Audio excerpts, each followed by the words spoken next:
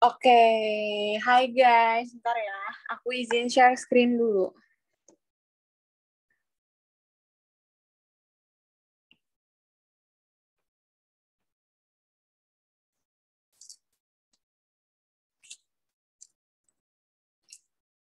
Oke, jadi di pertemuan kali ini kita akan bahas tentang jagat raya dan tata surya. Nah, sebelum itu aku mau kasih tau kalian, kalau aku izin off cam ya teman-teman, karena nggak tahu kenapa ya, wifi aku tuh kayak lemot banget hari ini dibandingin hari-hari sebelumnya gitu. Tadi aja masuk Zoom doang aja lama banget ya. Jadi gitu ya teman-teman, aku izin off cam ya. Biar nanti nggak delay-delay nih pas share screen-annya. Oke, di pertemuan kali ini kita bakalan bahas tentang yang namanya itu jagat raya dan tata surya gitu. Ini sebenarnya nggak susah, cuma nanti dia tuh lumayan banyak ya teori-teorinya. Jadi nanti kita harus bisa lihat kira-kira antar teori tuh bedanya ngomongin apa sih gitu. Oke, langsung aja kita masuk ke jagat raya terlebih dahulu. Nah, kalau misalnya kita lagi ngomongin tentang jagat raya, itu kita bahas tentang apa sih? Nah, kita bahas tentang alam semesta yang sangat luas dan tidak terukur. Nah, jadi sampai sekarang nih, walaupun udah banyak ya orang-orang yang meneliti, itu tapi belum ditemuin nih, kira-kira sebenarnya jagat raya tuh ukurannya tuh berapa sih? Isinya tuh ada apa aja sih? Kenapa? Nanti kita akan lihat ya di teorinya, ternyata dia ini selalu mengembang, selalu bertambah terus nih jumlah-jumlah partikelnya. Makanya nggak ada nih, belum ada ya sampai sekarang ilmuwan yang bisa netepin, oh jumlahnya tuh segini dia gitu. Nah, terdiri atas berjuta benda angkasa dan kabut gas atau disebutnya itu adalah nebula yang kemudian tersusun menjadi gugusan bintang. Nah, coba teman-teman ingat-ingat ya si kata ini, kabut gas, dia ini adalah si nebula. Nah, kira-kira nanti kaitannya tuh apa? Nanti kaitannya akan kita bahas di teorinya. Ini definisi aja, nggak perlu yang kayak, wah, dihafalin banget, nggak perlu. Cukup tahu aja nih tentang definisinya. Pokoknya alam semesta yang luas dan tidak terukur. Nah, ini baru nih kita masuk ke dalam si teori-teorinya. Mulai dari teori yang pertama ya. Jadi si teori ledakan besar ini benar-benar teori yang pertama kali muncul. Nah, dia ini disebutnya The Big Bang Theory. Ngomong apa dia? Dia ngomong bahwa si alam semesta ini itu terbentuk karena adanya sebuah siklus materi yang diawali dengan massa mengembang disebabkan oleh adanya reaksi inti hidrogen.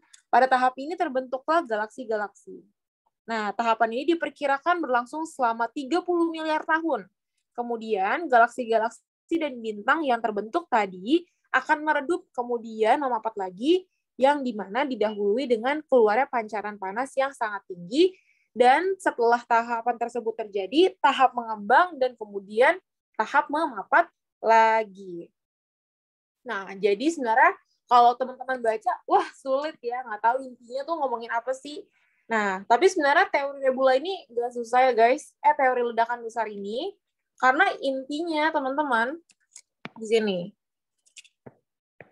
Kita ganti warna. Intinya sebenarnya si jagat raya ini,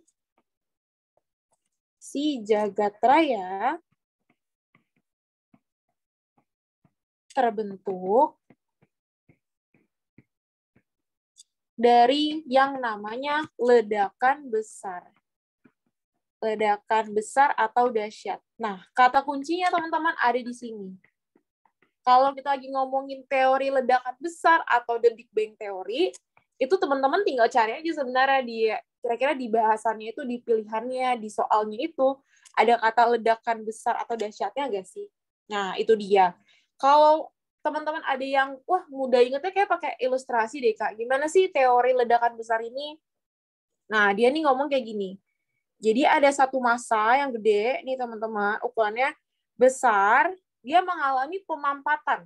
Pemampatan tuh artinya dia jadi kayak padat gitu ya teman-teman. Bayangin kalau misalnya kita main plastisin, itu kita buletin dianya nih. Nah, itu namanya memampat. Nah, kalau misalnya dia memampat, dia ini kan panas ya teman-teman. Kalau ditekan-tekan-tekan terus, lama-lama dia meledak. Nah, sama nih kayak gini nih. Si partikel yang besar ini, teman-teman, itu dia meledak. Nih, meledak.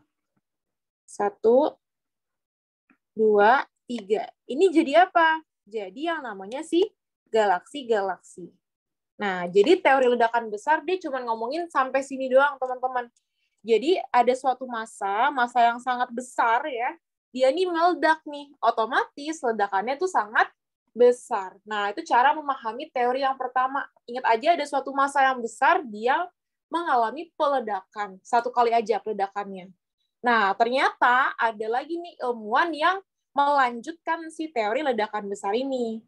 Intinya, si mengembang dan memapat ini, teman-teman, dia ngomong bahwa ternyata jagat raya meledaknya nggak cuma sekali doang loh. Mereka meledak terus-terusan nih sampai sekarang.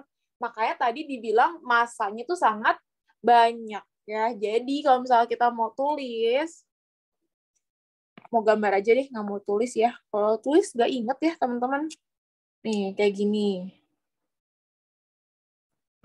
Bulat-bulat. Nah, bulat tadi kan kalau misalnya ada Big Bang teori, dia pecah ya teman-teman jadi 3 nih misalnya. Nah, tapi kalau misalnya teori mengembang dan memapat, dia nih si hasil pecahannya, dia pecah lagi. Nih, pecah lagi.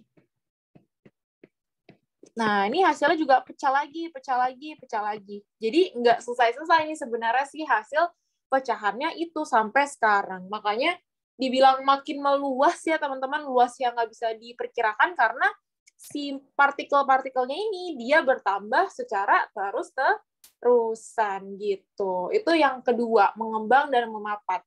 Satu lagi, ini juga lumayan sering ya teman-teman dikeluarin nih, di soal-soal muncul terus nih, tentang teori keadaan tetap. Namanya juga keadaan tetap ya teman-teman.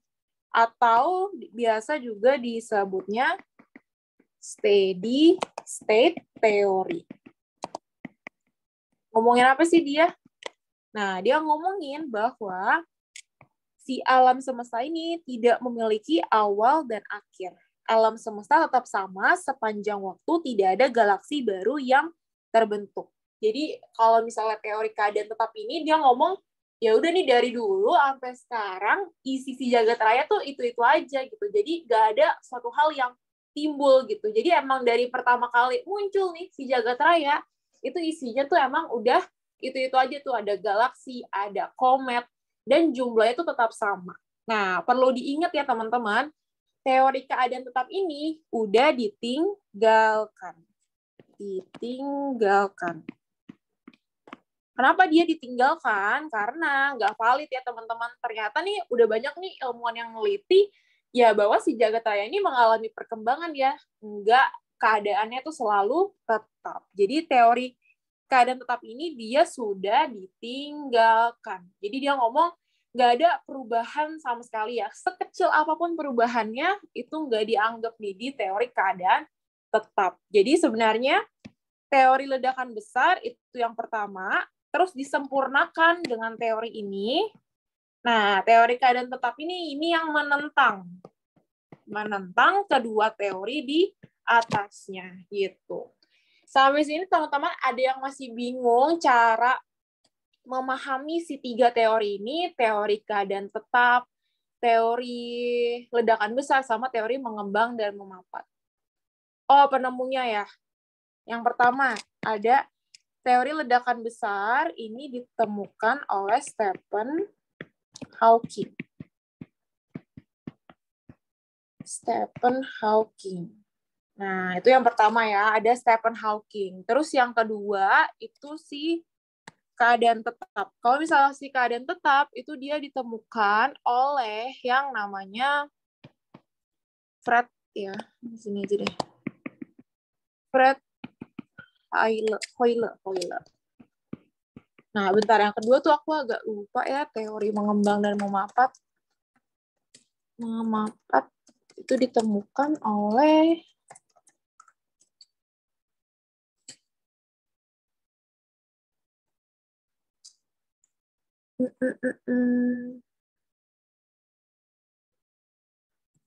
bentar.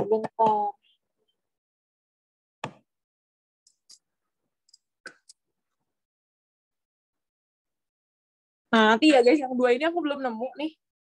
Nanti aku by chat aja ya guys di grup kita, ingetin aku ya guys.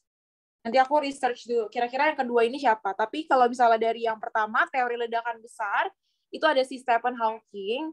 Kalau misalnya yang kedua, ya si teori keadaan tetap, itu dia oleh Fred Hoyle. Nggak tahu bacanya gimana ya, cuman namanya seperti itu. Jadi ini pentingnya ya guys, untuk bedain aja. Sebenarnya di soal tuh biasanya tuh udah kelihatan gitu loh, ada kata kuncinya gitu. Jadi tinggal kita tarik-tarik aja sebenarnya yang ditanya tuh apa sih dari 3 teori ini. Kalau misalnya kita ngapalin ini ya kayak agak pusing ya, inti hidrogen yang mengalami peledakan, kayak gitu-gitu susah kan. Oke, makasih nih Karista. Nih, katanya teori mengembang dan memapat itu namanya adalah Rodman. Nah, ini guys. Nih, jadi itu ya tokoh-tokohnya. Sebenarnya perlu gak sih Kak ngapalin nama tokohnya?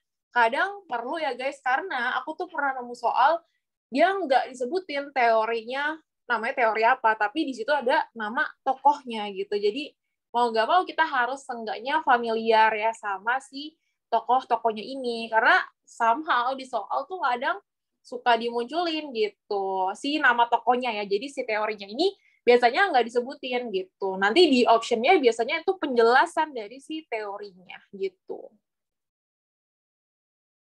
Kak, kenapa teori ledakan besar tapi ledakannya ada di teori yang kedua? Nah, sebenarnya di sini tuh juga meledak guys nih.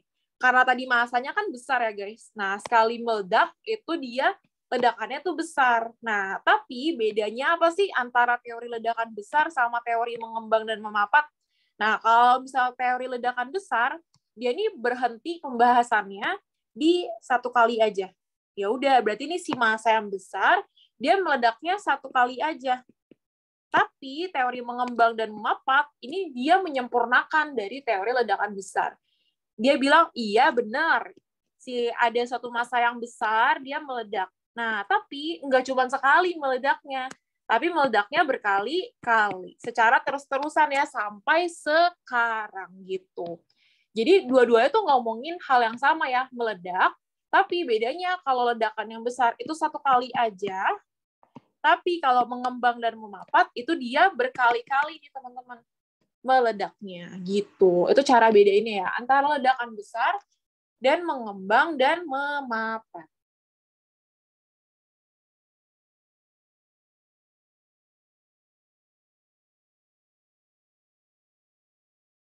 Gitu. Ada lagi yang masih bingung?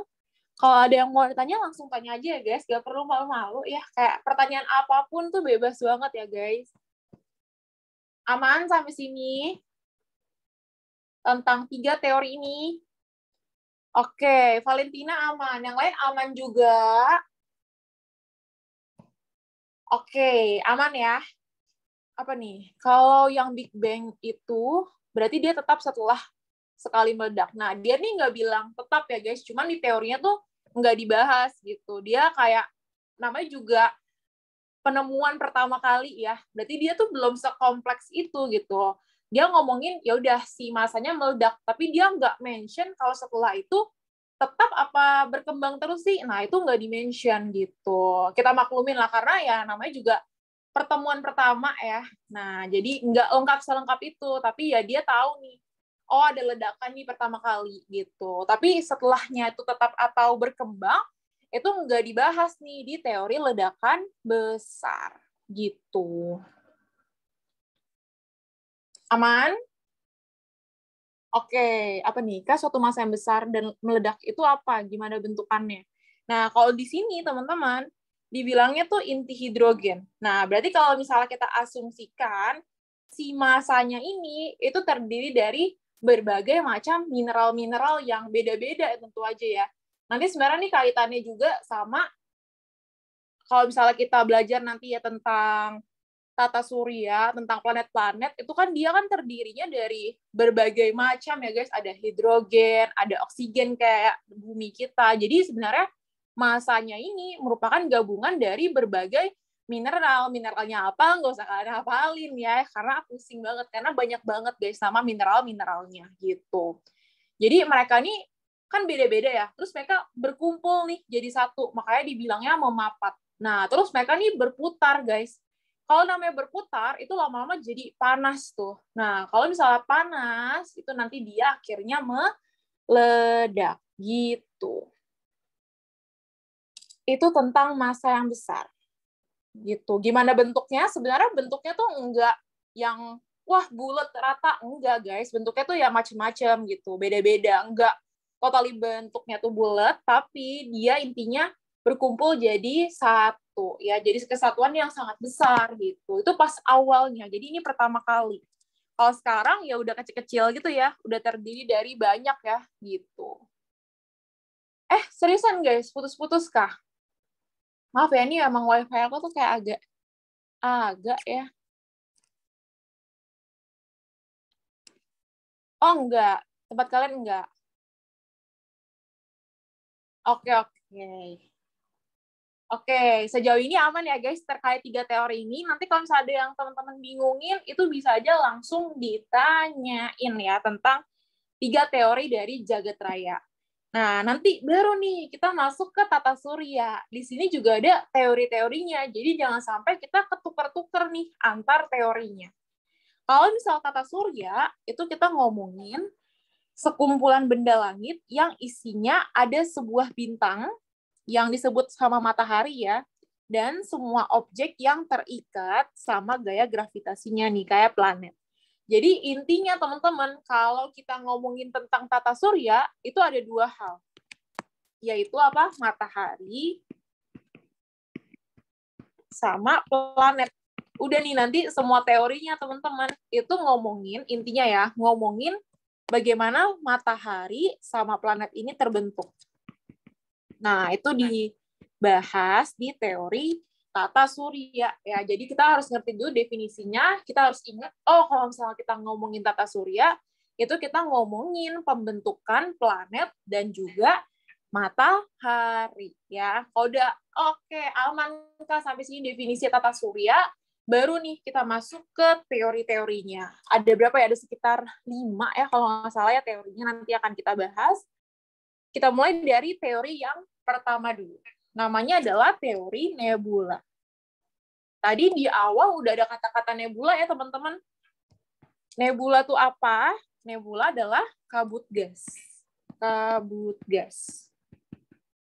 Nah, kalau misalnya penjelasan yang ininya, teman-teman bisa baca sendiri ya. Tapi ini aku rangkum penjelasan yang ada di sini pakai bahasa aku yang semoga lebih bisa ya untuk kalian ngertiin. Apa nih, kalau galaksi itu jagat raya. Benar, galaksi itu jagat raya. Kalau tata surya, itu di dalam galaksi, gitu. Ya, tata surya di dalam galaksi. Nah, kita bahas yang pertama, terkait teori nebula. Nah, teori nebula ngomongin tentang apa? Ngomongin tentang kabut gas. Nih, ingat dulu. Kabut gas. Nah, jadi si teori nebula ini, teman-teman, dia ngomong bahwa ada nih teman-teman kabut gas yang berputar. Jadi ada kabut gas yang berputar. Nah, sebenarnya konsepnya ini sama nih kayak jagat raya. Dia nih berputar. Terus nanti ketika dia meledak, teman-teman, itu dia jadi matahari sama planet. Nah, sesimpel ini sebenarnya teori nebula. Jadi kalau mau dibahasain, jadi sebenarnya teori nebula ini ngomong matahari ini teman-teman sama planet-planet itu terbentuk dari yang namanya kabut gas. Ini seriusan guys, nge-lag guys.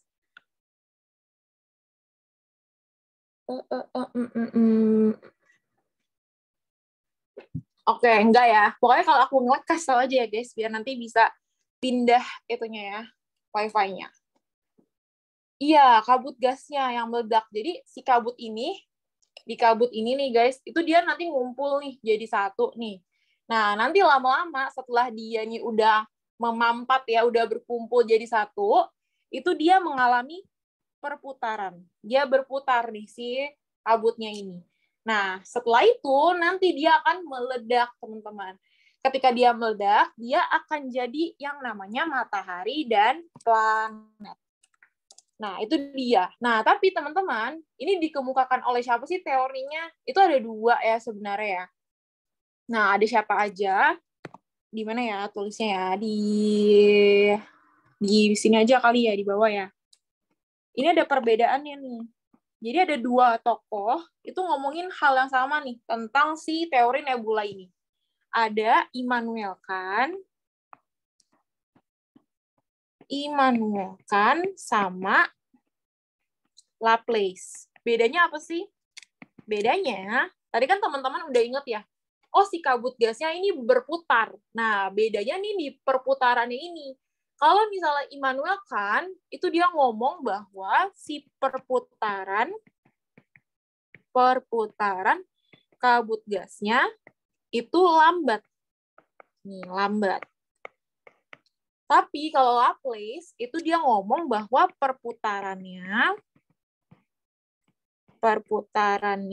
si kabut gasnya ya, si kabut gas itu dia cepat.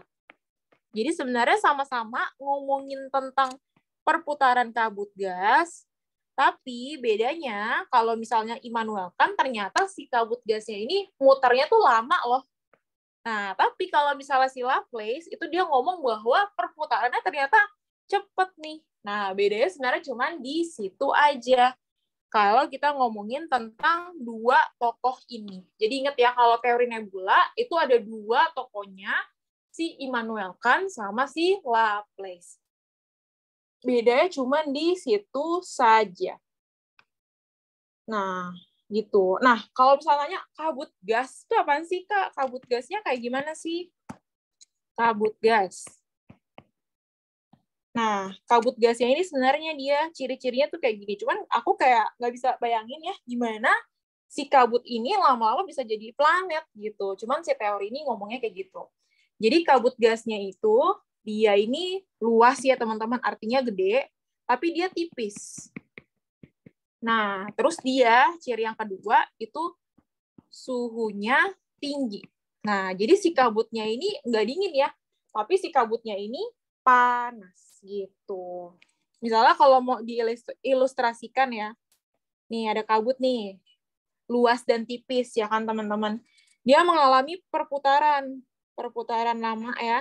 Nah, nanti dari perputaran ini itu jadi ada yang namanya planet sama ada yang namanya si matahari. Nah, ini kalau mau diilustrasikan ya, itu jadinya seperti ini gitu. Apa nih? Berarti simpelnya kalau teori nebula itu tentang perputaran kabut gas. Benar, perputaran kabut gas nanti dia jadi matahari dan planet. Betul. Sampai sini teman-teman ada yang masih bingung nggak tentang teori nebula? Sebenarnya kalau misalnya dari nama teori aja kita udah bisa nebak gitu ya. Oh, teori nebula. Nebula itu kabut gas. Ya udah, berarti matahari dan planetnya itu berasal dari kabut gas gitu. Itu sesimpel itu sebenarnya. Kalau ada yang bisa hafalnya tuh pakai ilustrasi misalnya nih boleh ya dilihat di sininya. Ini ada kabut tipis, dia putar-putar terus. Nanti lama-lama jadi planet dan ada mataharinya gitu. Sampai sini aman atau ada yang mau ditanyakan dulu?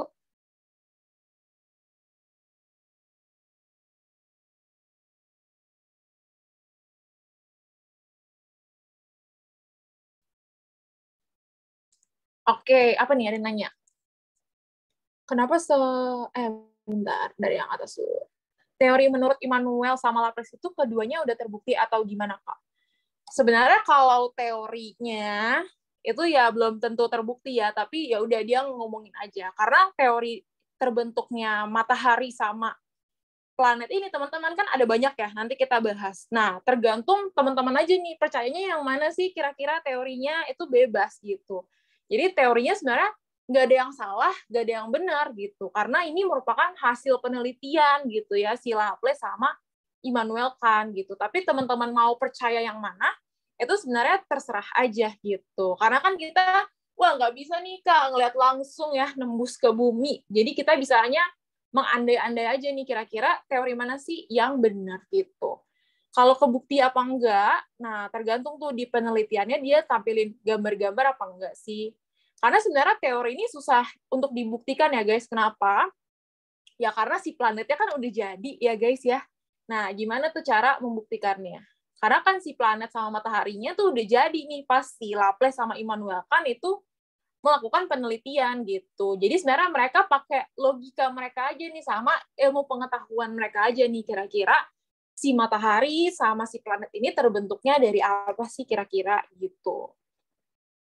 Nah, kenapa semua gas bisa menggumpal menjadi benda padat? Nah, ini aku juga nggak tahu ya guys ya, kayak aku juga kayak rada bingung gitu kenapa bisa dari kabut jadi gas gitu ya. Cuman itu kayaknya itu nanti ada kaitannya ya sama perkimia-kimiaan ya teman-teman. Karena ingat di jagat raya di tata surya itu isinya tuh bahan-bahan kimia semua gitu. Yang mungkin aja mereka kalau misalnya bertemu itu bisa menyatu atau apa itu aku juga kurang paham ya guys ya. Tapi tenang aja tuh nggak bakal ditanyain kok. Kenapa gas bisa menggumpal? Itu nggak mungkin. Tenang aja gitu. Jadi inti hidrogen itu meledak jadi nebula terus ngebentuk planet dan matahari. Nah, tadi kan inti hidrogen itu kan dia adanya di sini ya teman-teman. Nah, perlu kita ketahui hasil ledakannya ini itu nggak cuma nebula aja ya, ada banyak, ada bintang, ada debu-debu gitu ya, debu kosmis namanya, ada asteroid, ada meteor dan lain-lainnya. Dan benar salah satunya adalah si nebula itu. Nanti baru nebula, baru jadi si planet dan matahari. Jadi konsepnya tuh udah benar banget ya guys.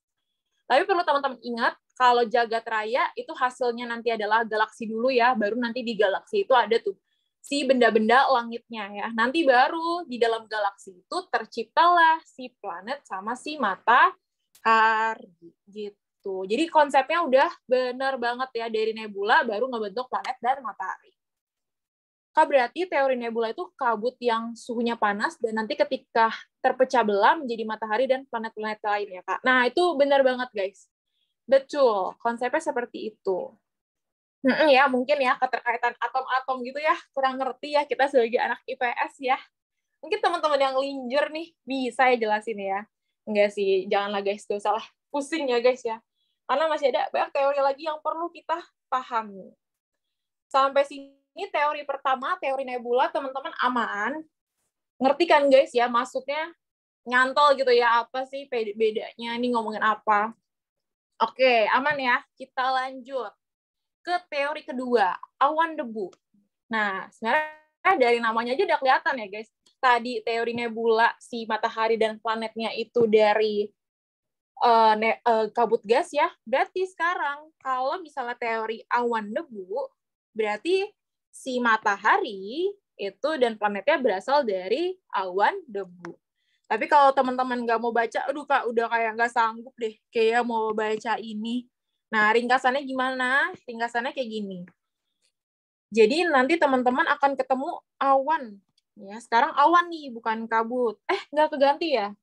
Astaga, kambuh ya guys ya. Bentar, kita ulang. Maaf ya guys, ini wifi-nya emang kayak agak rada-rada ya. Bentar.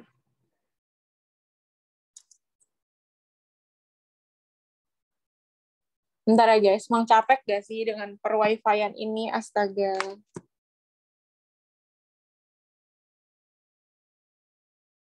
Masih gelap ya guys, share screen-annya.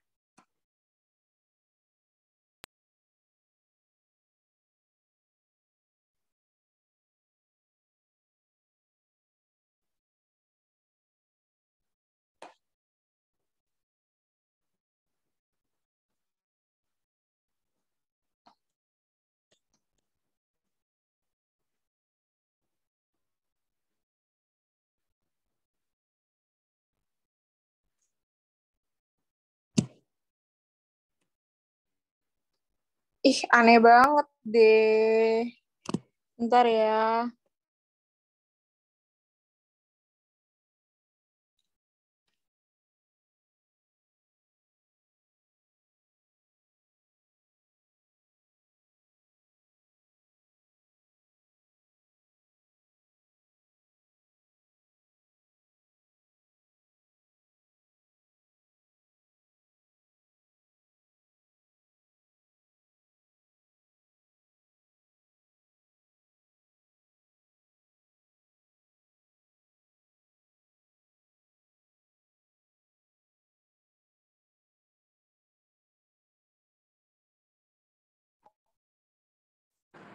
Ntar, mari kita coba share screen lagi.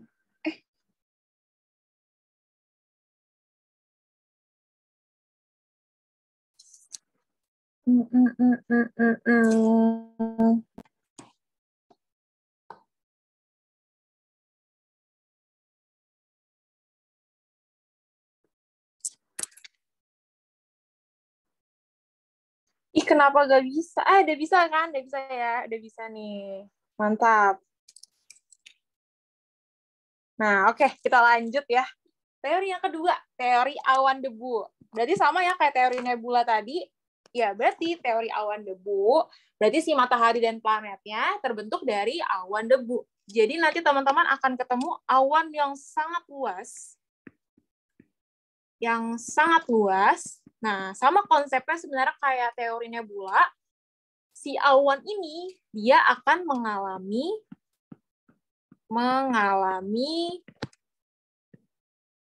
pemampatan. Nah, setelah berkumpul nih dia ya, jadi satu nih si awannya ini, dia akan berpilin. Berpilin itu sama kayak berputar ya. Berputar. Nah, nanti teman-teman setelah dia berputar, dia akan membentuk yang namanya cakram. Nah, nanti si cakram ini teman-teman, itu nanti dia yang akan jadi si matahari dan planet. Konsepnya sebenarnya sama ya. Bedanya cuma di mana sih? Ya udah, kalau tadi dari kabut gas, kalau sekarang dari awan ya, awan debu gitu. By the way, si awan debu ini dia punya nama lain ya. Nama lainnya itu adalah protoplanet. Jadi nanti kalau teman-teman ketemu nih sama istilah protoplanet, itu sebenarnya dia sama aja ya, sama kayak si teori awan debu. Oh ya, tokonya siapa nih Kak? Kalau misalnya kita ngomongin awan debu, nih tokonya ada di sini namanya nih. Agak susah ya namanya ya. Carl Friedrich von Weizsäcker ya. Pokoknya itulah si tokonya ini. Dia yang menemukan si teori awan debu gitu. Jadi argumen dia, oh si matahari sama si planet itu berasal dari awan debu gitu. Sampai sini aman terkait teori awan debu ini? Gak tahu ya, tapi kalau dari namanya kayak Belanda ya sih. Kayaknya ya. Ada font-fontnya gak sih guys? Biasa Belanda ya. Jerman ya? Oke, Jerman tuh guys. Jerman. Jerman ya si toko ini. Meledak sama dia. Meledak juga gitu. Konsepnya sebenarnya sama ya. Jadi dia mengumpul jadi satu, terus berputar ya kan, gara-gara panas, nanti dia meledak. Nah, nanti hasil ledakannya itu jadi matahari dan planet gitu.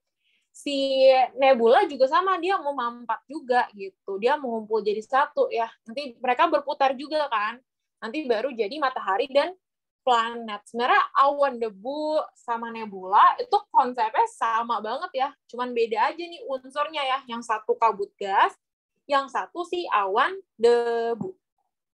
Gitu. Sampai sini aman atau ada yang mau ditanyain dulu tentang teori planetesimal?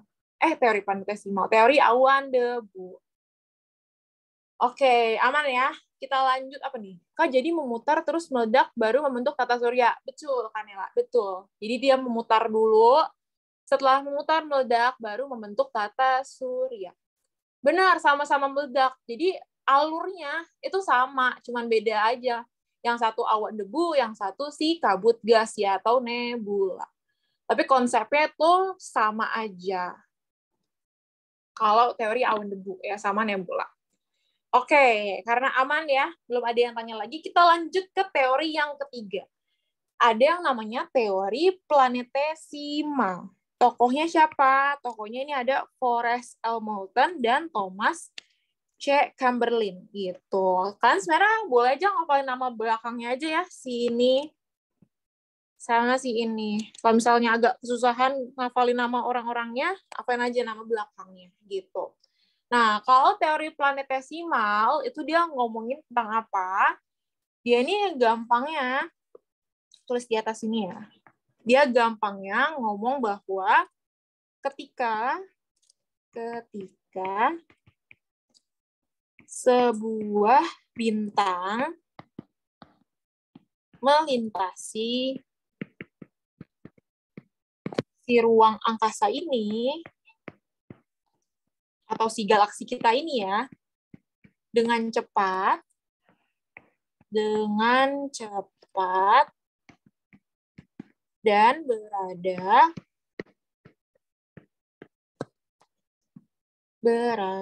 dekat matahari. Nah, ini konsepnya sebenarnya kayak gini. Jadi ini misalnya ada matahari nih. Nih, ada matahari. Nah, tiba-tiba ada bintang lain nih. Matahari kan bintang ya. Ada bintang lain nih yang lewat deket matahari. Dia lewat nih. Nah, namanya matahari ya, namanya bintang, namanya matahari, itu dia pasti punya gaya gravitasi ya guys. Jadi kalau misalnya kayak magnet gitu ya, saling tarik-tarikan nih. Jadi pas si bintang ini lewat, nah masa mataharinya nih ketarik teman-teman. Nih ketarik. Nih ketarik nih dia. Nah setelah si bintangnya ini pergi, ya masa yang ketarik ini dia akan balik lagi. Nah ternyata nggak semuanya nih yang ketarik itu balik lagi. Ada beberapa partikel yang nggak balik lagi dia ke matahari. Nah, partikelnya itu nanti dia jadilah si planet-planet. Nah, itu dia teman-teman. Teori planetesimal. Gampangnya gitu ya. Jadi ada matahari nih. Tiba-tiba ada bintang lain nih yang lewat. Nah, si partikel mataharinya ketarik dia. Pas si bintangnya pergi, nah, si partikelnya nih ternyata ada yang nggak balik nih ke si mataharinya. Nah, itu nanti dia jadi planet-planet gitu. Sampai sini aman terkait teori planetesimal tadi yang mau ditanyain dulu.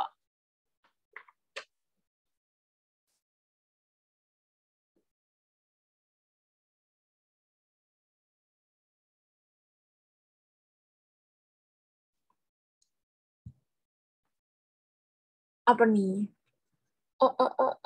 Terus mataharinya gimana pembentukannya, Kak? Nah, kalau di teori planetesimal itu dia tuh apa ya bilang kalau ya udah dari sananya tuh udah ada bintangnya. Jadi si bintangnya ini teman-teman itu hasil pecahan dari mana? Dari si jagat raya gitu. Tadi kan jagat raya tuh hasil pecahannya banyak ya dia ya. Ada galaksi, ada meteor, ada asteroid dan lain-lainnya. Salah satunya adalah si matahari ini. Jadi teori planetesimal ini mengasumsikan si mataharinya nih udah ada. Baru nanti si planet-planetnya ini lahirnya itu dari si matahari yang tertarik nih, yang enggak balik lagi, itu nanti jadilah si planet-planet ini. Kenapa para penemu teori banyakkan dari golongan filsuf, bukan ilmuwan gitu? Apakah geografi berkaitan dengan filsafat? Nah, bisa jadi ya guys, kenapa? Karena dia ini menebak ya kan, menebak hal-hal yang enggak apa ya, yang sudah terjadi gitu ya. Bentuknya tuh udah ada nih. Tapi kita disuruh nebak nih kira-kira teorinya gimana sih? Ini gimana sih kira-kira cara terbentuknya si tata surya ini gitu. Jadi ya sebenarnya siapa aja boleh ya untuk menyatakan teori. Misalnya Nafis mau bikin teori itu juga boleh gitu. Jadi sebenarnya mau teori dari pelajaran apapun, itu siapa aja tuh sebenarnya boleh gitu. Tergantung aja siapa nih kira-kira yang mau meneliti tentang ini gitu. Mungkin ahli-ahli ilmuwan-ilmuwan geografi yang lainnya lebih fokus ke hal-hal lain, misalnya dia meneliti tentang litosfer atau hidrosfer dan lain-lainnya gitu. Jadi kayak apakah berkaitan dengan filsafat? Ya bisa jadi ya guys, karena ini mengira-ngira apapun yang udah terjadi. Kayak misalnya lagi, nanti kita akan bahas tuh. Kalau misalnya kalian tahu, oh dulu ada benua Pangea nih, dia berkumpul jadi satu. Nah, itu kan dia, si orangnya ini ngecek di keadaan bumi yang sekarang nih, yang udah kepisah-pisah gitu. Jadi dia bukan berarti dia hidup di masa itu ya, jadi dia sebenarnya ya mengira-ngira ya cocok logi nih sama sumber-sumber dan bukti-bukti yang ada di lapangan gitu. Betul, jadi dia cuma pembentukan planet aja gitu. Jadi si bintangnya nih udah ada. Boleh. Jadi tadi kan ada matahari ya teman-teman nih. Matahari emang udah ada nih dari awalnya. Tiba-tiba ada bintang lain yang lewat dekat sama matahari. Nah, karena dia ini punya gaya gravitasi ya teman-teman, jadi ada ketarik nih satu sama lain. Nah, pas udah ketarik nih, tiba-tiba si bintangnya ini pergi nih dia teman-teman. Dia udah nggak lewat dekat sama matahari lagi. Otomatis partikel yang ketarik itu akan balik lagi ke si mataharinya. Nah, ternyata nggak semua partikelnya ini balik lagi ke si matahari. Ada beberapa partikel yang nyangkut ya, teman-teman. Nah, itu dia jadilah si planet-planet ini, gitu. Matahari sama bintang seperti bergesekan yang partikelnya nanti pecah. Nah, dia ini nggak bergesekan sebenarnya, teman-teman. Karena dia nggak tabrakan ya. Cuman dia tarik-tarikan aja, gitu. Tarik-tarikan apa ya? Tarik-tarikan gaya gravitasi deh, kayak magnet aja gitu bayanginnya. Berarti ini udah ada matahari dulu, terus si bintang datang buat pada akhirnya terbentuk planet lain ya, Kak? Iya, benar banget. Betul. Di teori ini tuh planet-planet terbentuk dari bintang-bintang yang berbeda berarti, Kak, atau gimana? Enggak ya, guys ya. Jadi dia ini dari si matahari, karena kan matahari ya guys itu bintang terbesar kan di galaksi kita nih, galaksi Bima Sakti. Makanya si bintang lain ini ya cuma narik-narik aja gitu. Jadi planetnya jadi dasarnya dari mana nih, partikelnya apa sih, materinya apa sih? Nah, materi dari si bintang ini sebenarnya, si matahari ini. Jadi pokoknya planet-planet itu berasal dari matahari. Makanya planet-planet sekarang itu dia berputar mengelilingi matahari kan, bukan bintang yang lainnya gitu. Jadi intinya pokoknya itu ada di si matahari ini gitu. Apa nih? Berarti cuman ngomong pembentukan planet aja ya, Kak? Iya, betul banget. Teori planetesimal berarti unsurnya bintang ya, Kak? Iya, dari bintang. Jadi planet terbentuknya dari bintang. Bintangnya tuh matahari. Bintang gede itu yang bumi apa? Bintang yang gede itu si matahari, guys. Si mataharinya, bintang yang gede. Makanya kan ukuran matahari jauh lebih besar ya dibandingin planet-planet apapun itu, gitu. Partikel yang nyangkut itu partikel milik bintang lain, bukan milik dari matahari kita ya, guys. Matahari, dari si matahari. Nah, kenapa sekarang nggak ada planet-planet yang terbentuk lagi? Nah, makanya itu, guys, aku juga agak kurang tahu ya. Jadi kayak kalian kalau misalnya tanya, oh valid gak Kak ini teori ini? Ya belum tentu gitu ya. Tapi kan nggak tahu ya guys, apakah di alam itu ada planet yang baru, itu belum ada yang meneliti kan ya. Belum ada yang meneliti. Cuman tuh si Pluto aja udah nggak dianggap lagi ya dia ya sebagai planet ya. Karena katanya dia tuh nggak memenuhi unsur-unsur planet gitu. Jadi dia nggak dianggap sebagai planet lagi tuh si Pluto. Bintang lainnya tuh masih satu galaksi, masih. Karena di dalam satu galaksi itu bintangnya banyak banget. Cuman bintang yang paling besar itu adalah si matahari. Nah, itu ya guys, gak ada bintang yang lewat lagi ya. Itu bener banget sih. Itu smart banget sih guys pertanyaannya. Karena iya ya, berarti nggak ada bintang lagi dong yang narik ya kan, yang lewat deket sama matahari. Nah, kayaknya sih nggak ada ya guys. Atau emang si partikel-partikel ini kebetulan nggak ada yang tersisa ya guys ya gitu. Atau sebenarnya bisa aja nih dia ketarik tapi dia nggak jadi planet teman-teman. Karena planet itu kan ada kriterianya, tapi jangan tanya aku ya kriterianya apa ya, aku kurang tahu ya guys ya. Tapi nggak semua partikel ya, misalnya ada bongkahan dari tarikan matahari, itu belum tentu selalu dijadikan planet gitu. Kita bisa lihat aja ya, si Pluto aja udah nggak diklasifikasikan sebagai planet lagi, karena nggak semua material yang ada di alam kita nih, di tata surya itu bisa dijadikan sebagai planet gitu. Mungkin aja terjadi tarik-tarikan lagi, tapi hasil dari materialnya itu tidak memenuhi unsur planet. Makanya dia nggak ada nih sampai sekarang ya pengumuman, oh ada planet baru nih, itu belum ada ya sampai sekarang. Atau bahkan belum pada tahu aja gitu, apakah ada planet baru, coba kita tanya si NASA ya guys ya. Sampai sini aman? terkait teori ketiga ini, ada yang masih bingung? Enggak. Pluto enggak dianggap sebagai bintang juga. Dia kayak ya udah kayak bongkahan material yang ada di tata surya aja gitu. Karena kan banyak ya kayak bongkahan-bongkahan yang mengambang-ambang ya di tata surya kita, tapi dia nggak termasuk ke dalam apa-apa gitu. Tapi bukan bintang, karena kalau bintang kan dia nggak bisa ya, nggak bisa.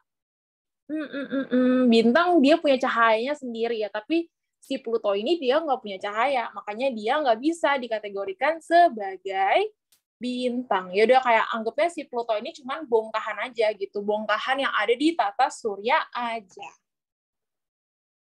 Aman sampai sini? Aman ya? Oke, kita lanjut nih. Teori pasang surut. Nah, sebenarnya konsep pasang surut ini, teman-teman, itu mirip banget sama si planetesimal gitu. Tapi sebelum itu, teori pasang surut ini dikemukakan oleh siapa? Nama tokohnya itu ada si James Huggins dan Harold Jeffers. Nah, ini tokohnya ya, teman-teman. Ada dua orang yang ngomongin tentang teori pasang surut. Nah, teori ini ngomongnya tuh kayak gimana sih? Nah, teori ini mengatakan bahwa planet-planet terbentuk langsung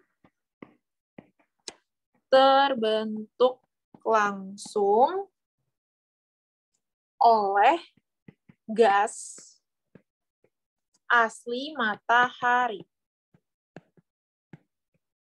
Gas asli matahari yang tertarik oleh sebuah bintang yang melintas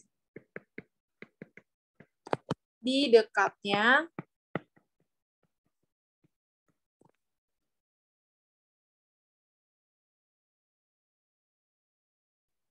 nge-freeze ya. Wait.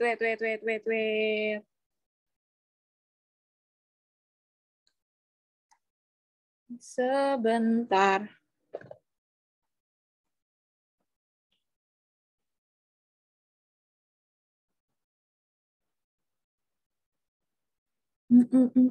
Bentar.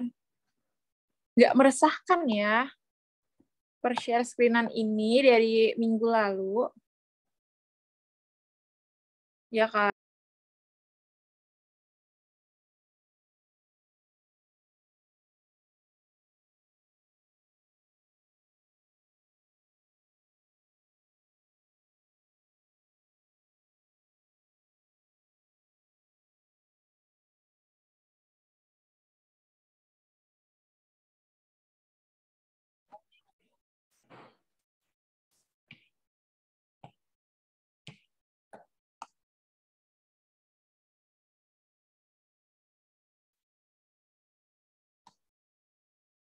Wait.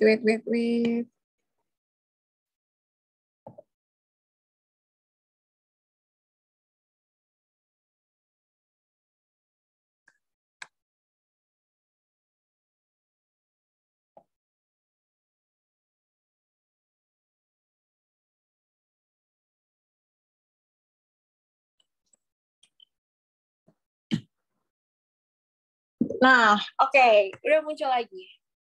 Lanjut, planet-planet terbentuk langsung oleh gas asli matahari yang tertarik oleh sebuah bintang yang melintas di dekatnya, kemudian membentuk planet-planet. Kemudian membentuk planet-planet. Nah, kalau misalnya kita baca dari definisinya, teman-teman, sebenarnya kayak, sama persis gak sih, Kak? Kayak teori planetesimal.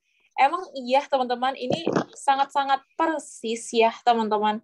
Cuman, yang jadi apa ya keywordnya sebenarnya nanti di teori pasang surut ini dia nih nggak ngomongin tentang gravitasi. Bentar, ada yang bocor ya? Wait. Bentar. Oke, udah. Nah, dia ini nggak ngomongin tentang yang namanya gaya gravitasi gitu. Nah, mereka tarik-tarikan teman-teman karena ada si pasang surut ini. Jadi sebenarnya nanti kita bedain ya, gimana cara bedain pasang surut dan teori planetesimal. Kalau di pasang surut, ini udah pasti banget ya teman-teman. Di pilihannya, itu dia nih udah pasti ada kata pasang surutnya. Udah pasti banget. Tapi kalau misalnya di planetesimal, ini, siapa ya guys? Bentar ya. Aku bisa gak sih nge-mute orang? Bentar.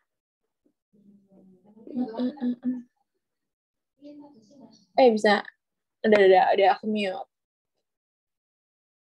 Nah, jadi gitu ya guys. Jadi bedanya itu kalau misalnya si teori pasang surut ini udah pasti teman-teman temuin kata pasang surut di soal maupun di optionnya. Tapi kalau misalnya teori planetesimal itu belum tentu karena pasang surut ya teman-teman. Dia bisa jadi karena yang namanya gaya gravitasi gitu. Gitu doang sih sebenarnya. Tapi konsepnya sebenarnya sama banget gitu. Jadi bedanya ya teman-teman antara planetesimal, nggak apa-apa Faiza, nggak apa-apa. Jadi antara planetesimal sama pasang surut, itu bedanya sebenarnya tipis banget ya teman-teman kebaharuannya. Dia lebih kayak memperjelas aja nih si teori pasang surut. Gaya tariknya itu sebenarnya gara-gara apa sih? Ya gaya tariknya itu karena si pasang surut gitu. Jadi kurang lebih si teori pasang surut ini teman-teman itu melengkapi teori planetesimal. Dia lebih memperjelas lagi bahwa tarik-tarikan antar bintang ini karena ada yang namanya pasang surut gitu. Sebenarnya nggak yang signifikan banget ya bedanya. Jadi si pasang surut ini hanya melengkapi saja dari si teori planetesimal gitu. Ini dia pasang surut ya, jadi dia nggak beda jauh. Sama yang terakhir ada teori bintang kembar. Nah, namanya juga kembar ya guys ya. Jadi identik banget nih dia samanya. Nih, matahari. Nah, dia ngomong bahwa ternyata setiap bintang, apa ya, bukannya tadi, iya. Jadi kalau di planetesimal tuh gara-gara gravitasi, guys. Tapi dia nggak di-mention nih, ada istilah baru, yaitu si pasang surutnya gitu.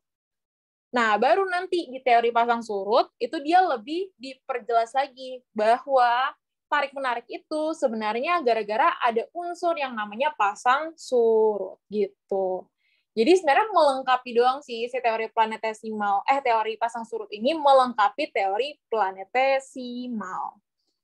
Gitu, karena konsepnya sebenarnya nggak gitu beda ya guys, ngomongin tentang hal yang sama. Gitu. Gitu ya dia teori planetesimal dan pasang surut.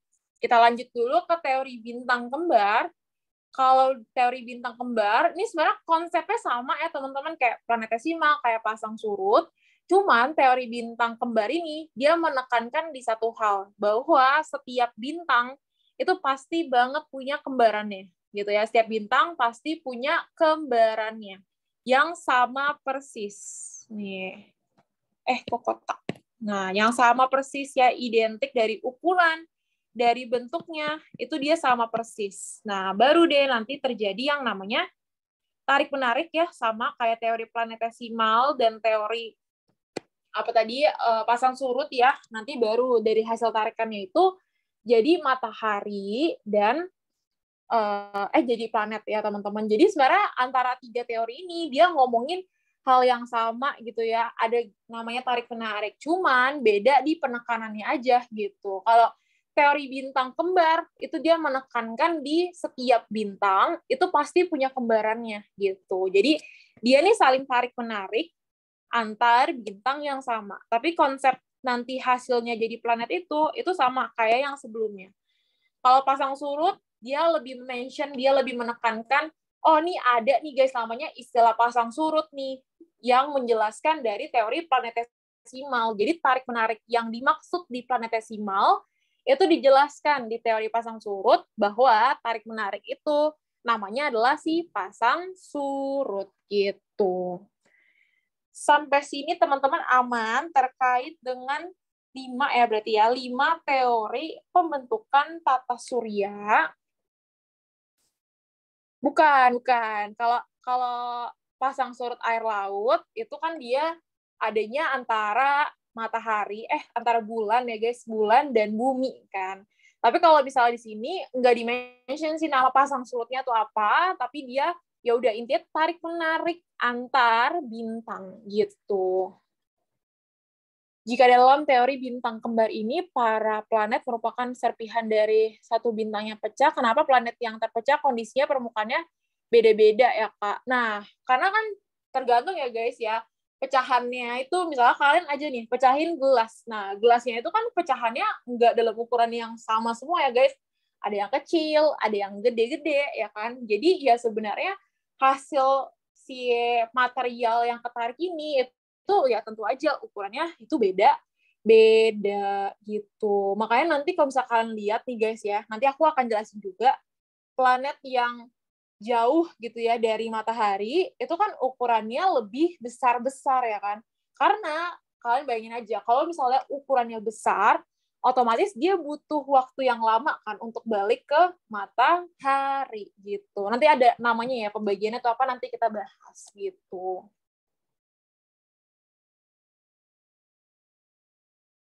Kak, ini teori ini pecahannya berevolusi jadi planet ya.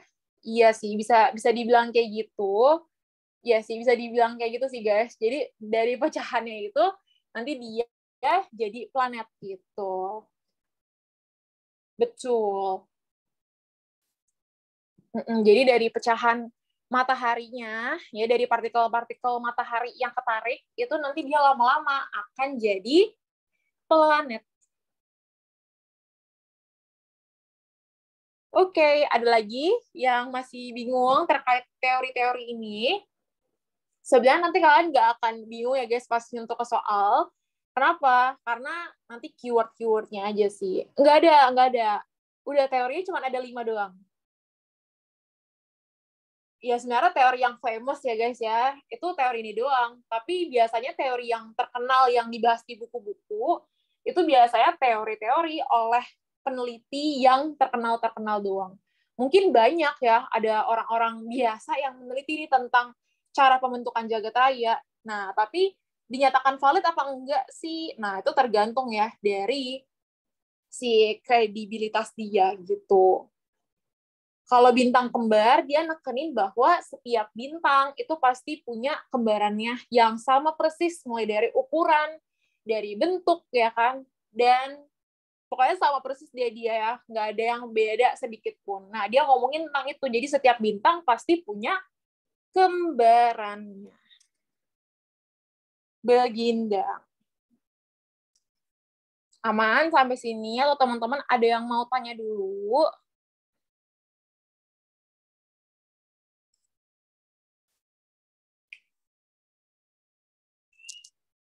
Oke, Kavin aman, yang lain aman juga.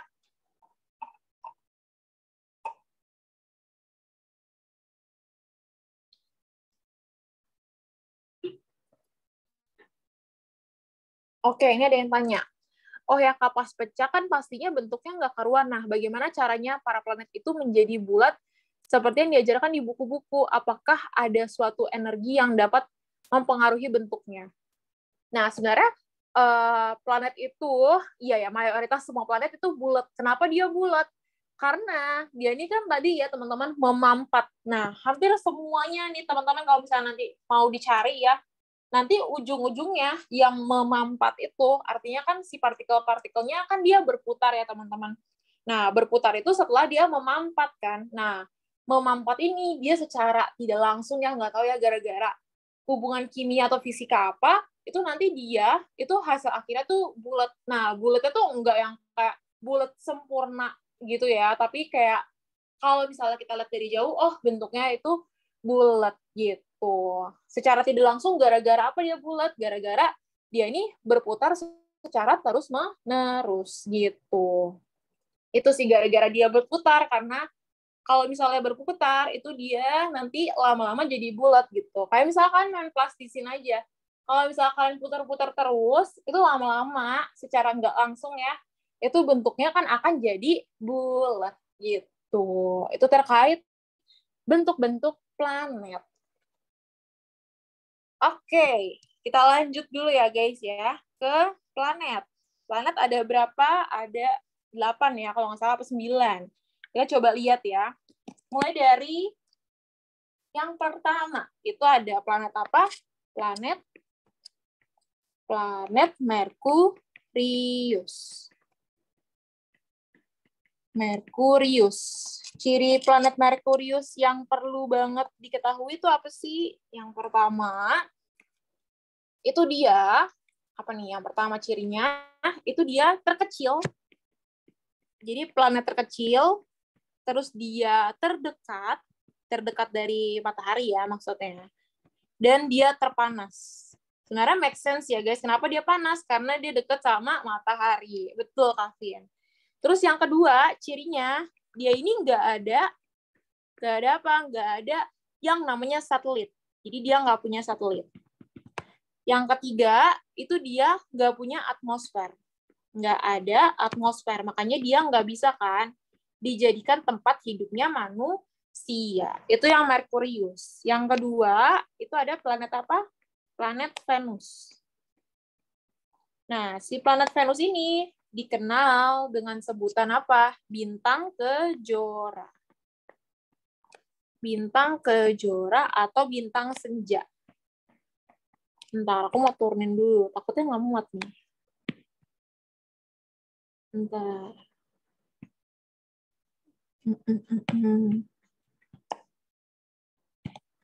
Oke, yang kedua, itu dia punya atmosfer.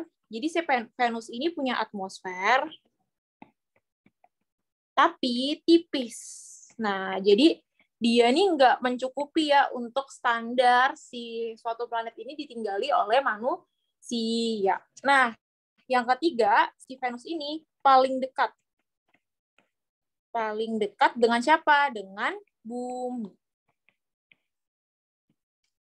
Terus yang D, itu dia, ini rada beda, tapi ini fun fact aja, teman-teman mesti ingat ya. Dia ini berputar berlawanan arah. Berlawanan arah dengan planet yang lainnya. Planet yang lainnya. Makanya jangan heran, biasa di Indonesia bisanya kan ngelihatnya Mars ya, bukan Venus. Jadi walaupun Venus ini paling dekat dengan kita, tapi dia nih arah putarannya beda, jadi nggak ketemu nih sama kita. Terus yang ketiga, itu bumi. Nah, ciri bumi yang pertama, itu dia punya atmosfer. Punya atmosfer. Terus yang kedua, dia punya satelit ya, namanya apa? Bulan. Satelit itu namanya bulan.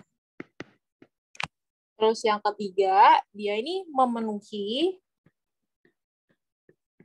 syarat kehidupan. Syarat kehidupan. Apa aja tuh syarat kehidupan? Yang pertama itu ada gas, oksigen ya. Terus ada tanah dan air. Nah, 3 hal ini yang paling penting ya, teman-teman. Yang keempat itu ada Mars. Mars itu yang pertama, cirinya dia disebut sebagai planet merah. Yang kedua, dia ini mengandung karat nih, makanya dia warnanya merah kan. Mengandung karat. Terus dia ada debunya. Terus juga apalagi ada besinya di atmosfer. Makanya sampai sekarang dia nih belum bisa ya untuk ditinggali. Sama yang terakhir, dia punya satelit. Ini sering dijadiin soal-soal nih teman-teman, satelitnya si Mars. Namanya itu apa? Namanya adalah Phobos dan Deimos. Apa nih, ada yang tanya? Katanya planet Venus yang terpanas, bener gak? Salah ya guys, yang paling panas itu adalah si Merkurius. Venus panas, tapi lebih panas Merkurius gitu. Jadi yang paling panas itu ada si Merkurius ya guys, karena dia tuh kecil. Terus dia deket sama matahari gitu jaraknya ya, jadi dia lebih panas gitu. Panas Bekasi ya.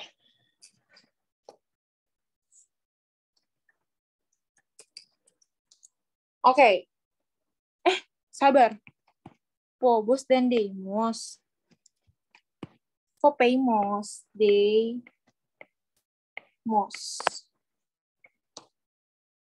Di-share.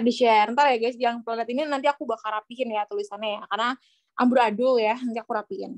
Sebelum aku share ke kalian. Nah, yang kelima, ada planet apa lagi? Ada planet setelah si Mars, itu ada Jupiter. Nah, planet Jupiter ini adalah planet terbesar. Dia terbesar. Nah, terus walaupun dia besar, teman-teman, dia ini kopong dan bolong. Dalamnya ya, maksudnya dalam planetnya tuh kayak nggak ada isinya gitu. Terus yang kedua, dia ini karena dia kopong ya, jadi dia ini ringan. Nah, kenapa dia ringan? Karena dia ini cuma ada unsur gas aja, yaitu apa? Hidrogen dan helium. Hidrogen dan helium. Helium tuh yang suka ada di balon-balon gitu. Terus yang C, itu dia memiliki satelit. Ada berapa satelitnya? Ada 13. Nggak usah dihafalin ya namanya ya. Terus apalagi dia ini ngomongin tentang rotasinya. Karena dia enteng ya guys ya, rotasinya itu cuma 10 jam. Kalau revolusinya, itu karena dia jauh ya dari matahari, dia ini revolusinya berapa? 12 tahun. Lama banget ya kan. Terus yang keenam, itu ada Saturnus. Saturnus dibilangnya planet cincin. Planet cincin. Nah, sebenarnya si cincin ini terbentuk dari apa sih? Nah, si cincin ini terbentuk dari yang namanya debu es. Ditambah sama batuan. Terus yang B, itu dia punya satelit.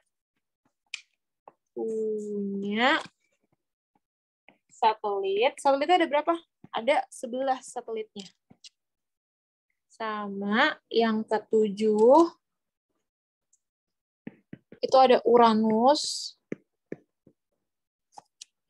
Uranus ini sering dibilang saudara kembar dari siapa? Dari Neptunus. Nanti kita akan bahas ya. Neptunus. Nah, si Uranus ini dia terkenal warnanya. Warnanya itu adalah biru kehijauan. Nah, warna biru ininya itu didapetin gara-gara dia ini mengandung yang namanya metana ditambah hidrogen. Makanya nanti dia warna si planet Uranus ini adalah biru kehijauan atau biru fluoresin ya. Kalau misalkan lihat itu sama tuh kayak warna Uranus. Sama yang terakhir itu ada Neptunus. Nah, kalau Neptunus dia ini ya sebenarnya cirinya itu sama ya teman-teman kayak Uranus karena dia saudara kembar, tapi dia ini punya satelit. Satelitnya ada berapa? Satelitnya tuh ada 5. 5 satelit. Nah, nanti ciri lainnya itu dia mirip ya teman-teman sama si Uranus gitu. Jadi ada 8 planet di tata surya kita gitu. Sebenarnya nggak yang kayak sering-sering banget sih dikeluarin soal planet-planet ini, cuman ya bolehlah tahu. Yang penting juga tuh kalian harus tahu urutannya ya guys ya, karena nanti urutannya itu akan ngebantu kalian banget di pembagian setelah ini gitu. Urutan dari si planet-planet ini. Kayak misalnya, perlu nggak sih ya kita kayak hafalin si Neptunus punya berapa satelit, si Uranus punya berapa satelit, Nah, itu sebenarnya ya nggak perlu-perlu banget sih. Yang perlu diingat sebenarnya itu kayak misalnya yang deket-deket sama kita aja, kayak misalnya Mars atau benda-benda lainnya gitu. Benda-benda, planet-planet yang sekitar bumi dan punya ciri yang unik gitu ya. Warna Neptunus juga sama Kak, kayak Uranus sama warnanya juga biru kehijauan ya, sama-sama.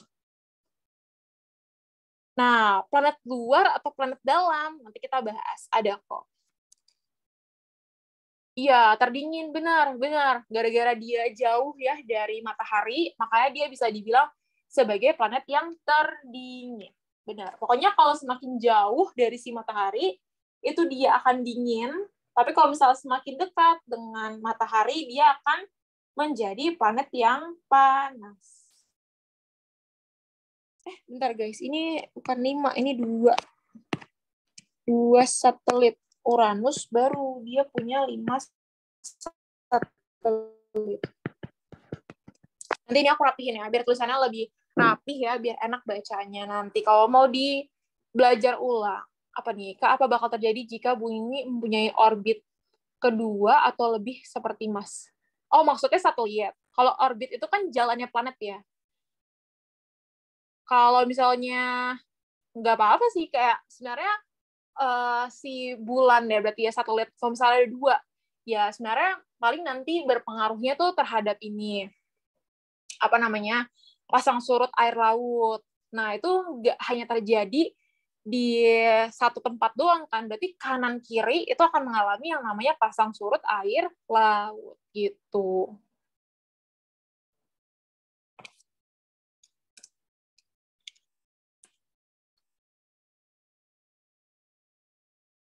Bentar, planet terpanas.